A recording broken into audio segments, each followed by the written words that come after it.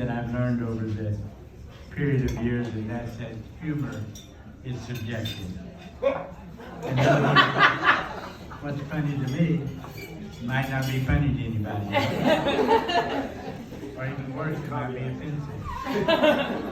It makes this whole stand-up comedy thing a particularly hard thing to do. And while I acknowledge that tonight I might be more offensive than funny, try to remember that fail or succeed, it's still my goal simply to brighten your day, or to lift your spirit, or maybe even to make you laugh.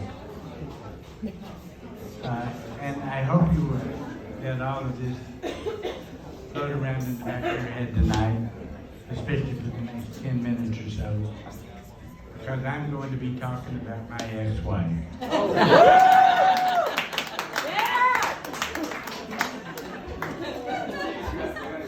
Now, there's so much way to tell the story without sounding or coming across as misogynistic, which I promise I'm not.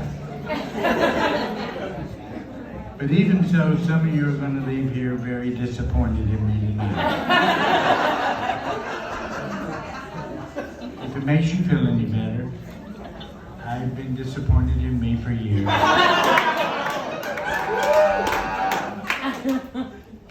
But keep in mind, I won't be talking about your ex-wife. All ex-wives. And it certainly won't be a referendum on women in general.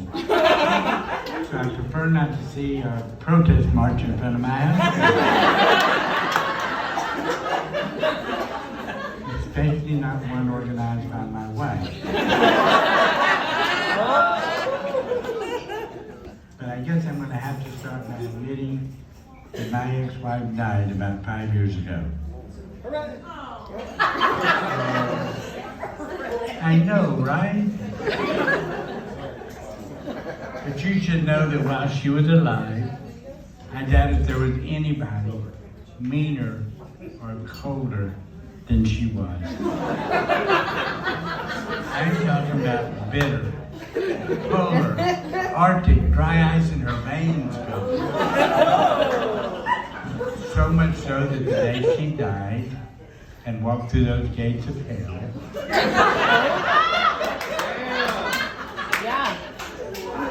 I'm guessing the temperature dropped so much that hell did freeze over.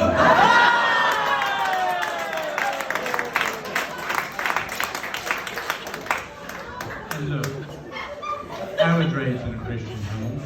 I've always professed to be a Christian, still do. But I never said I was an especially good Christian. I mean, I've read through the Bible several times, and I know the Bible says not to lie. And I've certainly been known to do that. I know the Bible says not to take God's name in vain. And I've done that more than a few times. And I know it says not to covet your neighbor's wife. And I did that, many times in my life. And I always knew it was wrong to hate my wife, which I did passionately. And I did this knowing the Bible said to love thy neighbor. And I swear if I could have just gotten her to move next door,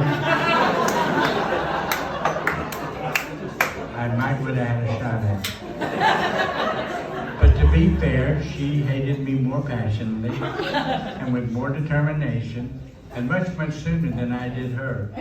Our wedding was in a small town in Mississippi, and we left right after the ceremony, driving to our honeymoon destination in Gatlinburg, Tennessee. And I'd say she started hating me somewhere near Tuscaloosa, Alabama. And from that day, and for the next 10 years, almost every conversation in our marriage was an argument, starting at sunup and intensifying throughout the day. And I tried to keep pace with her. But you have to remember, she was a she-devil. And I can't say that I did all that well, as my cousin Benny would say.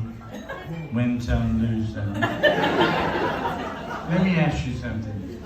When you've had a really nasty argument with your significant other, have you ever lay in bed that night and relived that argument in your head and thought of things you wished you had said? Well, I've been arguing with my wife for so long that I could even predict the script for the next day.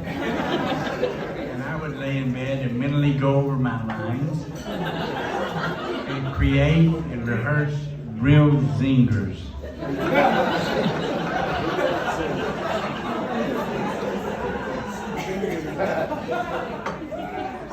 And when you truly hate each other, everything is on the table. Let me give you an example. Now, I'm well aware that fat shaming is politically incorrect. It is particularly offensive. But she weighed 110 pounds the day we got married and topped out at about 235 only 2 years later. And I promise you, I was always on the lookout for a good fat joke.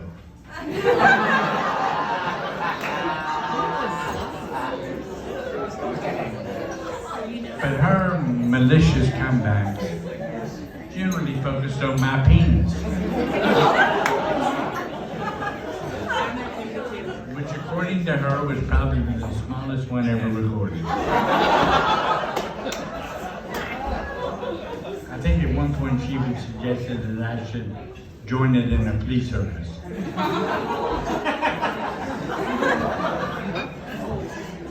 Now, my aforementioned wife, Darla, actually hates it when I malign my ex-wife in any way. And she's in the audience tonight, and I have to confess that she is absolutely perfect, and I should know we've been married for over 30 years now.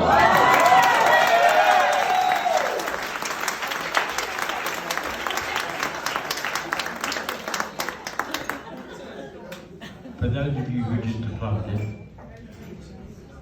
I'm assuming you've never been married to a perfect person. I rarely argue with her, I just don't see the percentages in it. I'm never right anyway, which means she's always right, and she knows it.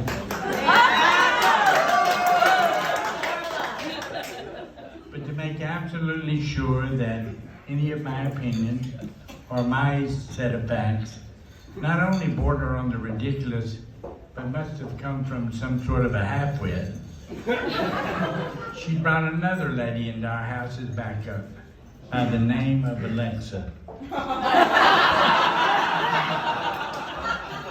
who sits on the shelf in our living room and who by her very nature is never wrong.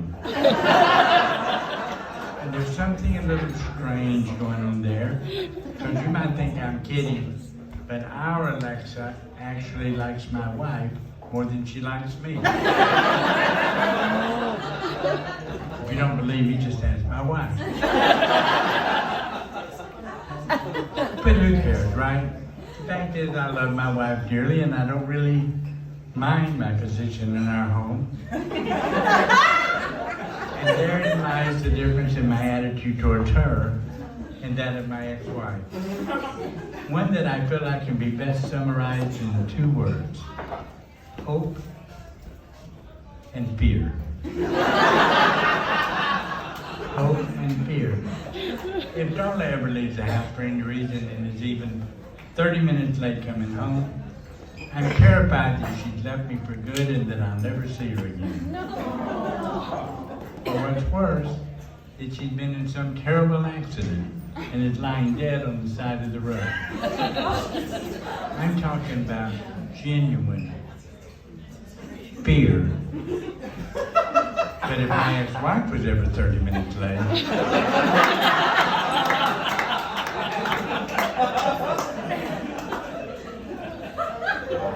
and I've had over 1,000 reps work for me over the years, and since many of them were husbands who knew that I had been in both extremes of this whole love and or hate relationship thing, you'd be surprised at how many of them came to me for my sage marital advice. And as far as the hate scenario, if they were determined to stick it out, I would always suggest to them that they try to find joy in the little things. I know that for 10 years, every time my ex-wife did a particular load of laundry, while she wasn't looking, I would take one sock out of the dryer and bury it in the backyard.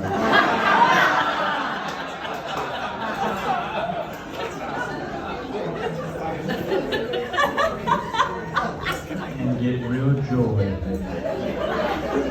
as she cussed that out of her eye. As far as being married to the perfect wife, actually, or most wives, the best advice I can give to those husbands is to do what I do. Embrace your stupidity. The first words out of your mouth when you wake up every day should be, I'm an idiot.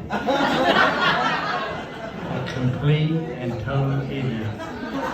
And throughout the day, as she shoots down any of your opinions or your particular set of facts, your response should always be, you're right, of course you're right.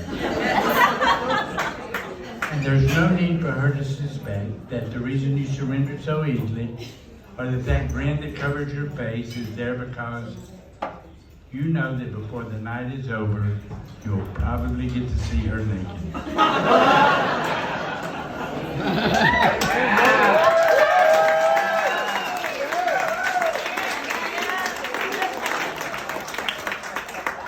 By the way, I've come to realize that these open mics are finding their way onto social media.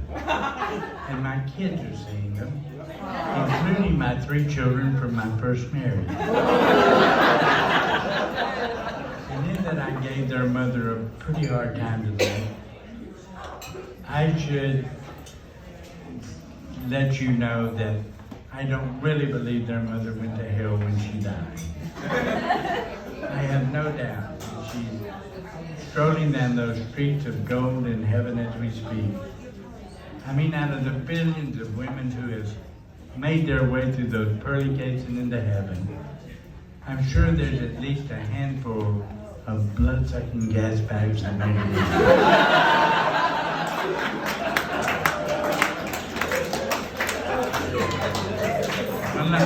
One last thing.